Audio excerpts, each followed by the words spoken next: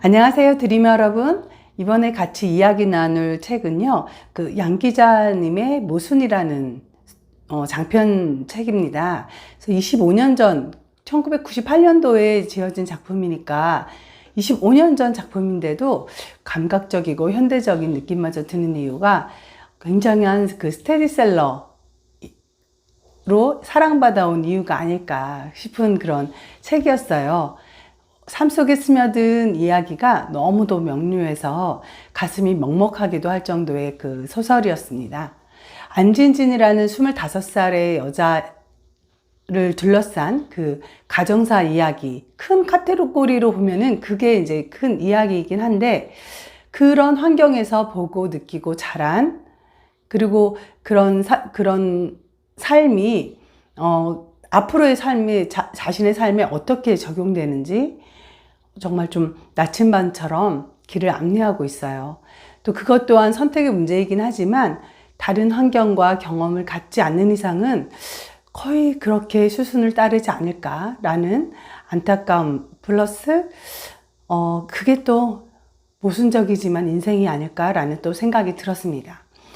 이 책에서 와닿았던 그 문장들을 이제 같이 좀 몇 개 읽어보자면, 우리는 남이 행복하지 않은 것은 당연하게 생각하고 자기 자신이 행복하지 않은 것에 대해서는 언제나 납득할 수가 없나 보다. 그리고 내 삶의 부피는 너무나도 얇다. 겨자씨 하나를 심을 만한 깊이도 없다. 이렇게 살아도 되는 것일까?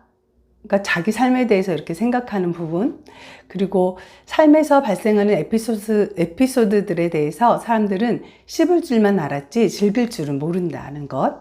그래서 에피소드란 맹랑한 것이 아니라 명랑한 것임에도 사람들은 즐길 줄을 모른다라는 이야기도 굉장히 많이 와닿습니다. 그리고 그 자신이 살아가는 그 인생을 손가락 사이로 인생을 흘러보내고 있다라고 표현한 것도 굉장히 좋았고, 사람과 사람 사이의 관계에서 솔직함만이 최선이라고 생각하는 것처럼 어리석은 일은 없다. 솔직함은 때때로 흉기로 변해 자신에게로 되돌아오는 부메랑일 수도 있는 것이었다.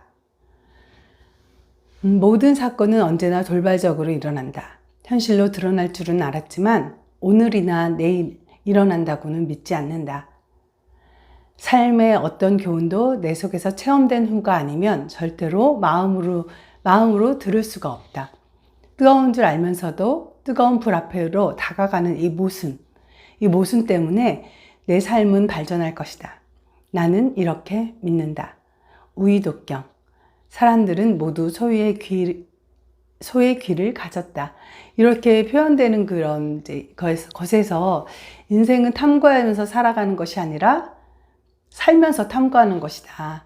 그래서 실수는 계속 되풀이된다. 그것이 인생이다라고 표현하는 그런 부분들이 그 안진지라는 25살 여자이지만 굉장히 사고가 깊고 철학적이면서 삶을 통찰하는 그런 부분들이 많이 와닿았어요.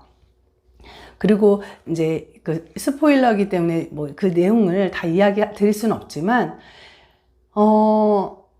일단 쌍둥이라고 생각하면 어떻게 생각하세요? 쌍둥이라면 뭐 같은 날 거의 같이 태어났고 태어난 시간만 좀 몇 분 다를 수 있지만 그 쌍둥이 엄마나 이모에 대한 표현도 이렇게 묘사가 되어 있어요.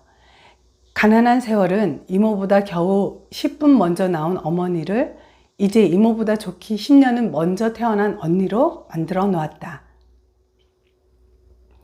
그리고 오랜 시간을 들여 결정한 일도 5분 뒤 새로운 진지함에 사로잡혀 뒤집을 수 있는 아버지.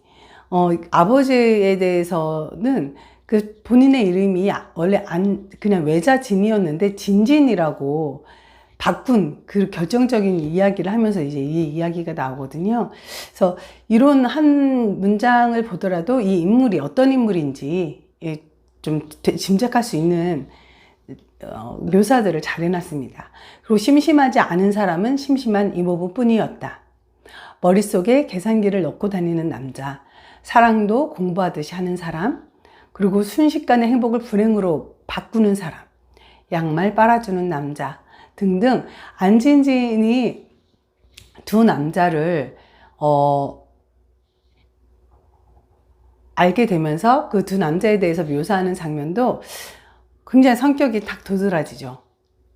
어디 가나 딱 계획이 있어야 되고, 그대로 되지 않으면 또 좋아하지 않는 그런 사람. 그리고 한 사람은 아무 계획 없죠. 그냥 따뜻한 그런, 사람. 그렇지만 마음은 가지만 그 결정해야 되는 순간에 안진지는 어떤 결정을 하게 될지 이 소설책을 읽어보면 또 잘 나와 있습니다. 그래서 이 말고도 굉장히 많은 이야기들을 담고 묘사를 하는 게 굉장히 저는 이게 정말 25년 전에 쓰여진 게 맞나?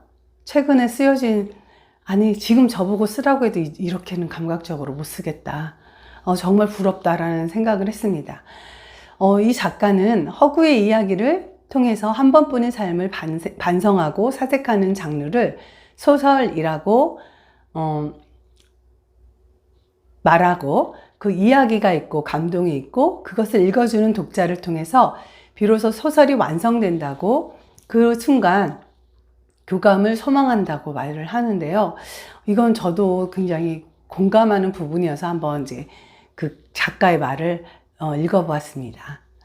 정말 그 총평으로 이 소설 모순에 대해서 이야기하자면 제목 그대로 굉장히 삶은 모순이죠. 저는 마지막에 반전을 통해서 그래, 그게 인생이지, 이게 모순이지, 이런 이런 마음이 딱 들더라고요. 그래서 이 소설은 지극히 현실적이고 정말 화가 날 정도로 어떻게 이렇게 잘 썼지? 이렇게 표현들을 적재적소에 잘 할 수가 있지? 화가 날 정도로 직관적인 데다가 인물들의 성찰 또한 굉장히 뛰어난, 각각의 인물들이 살아있는 소설이었고요.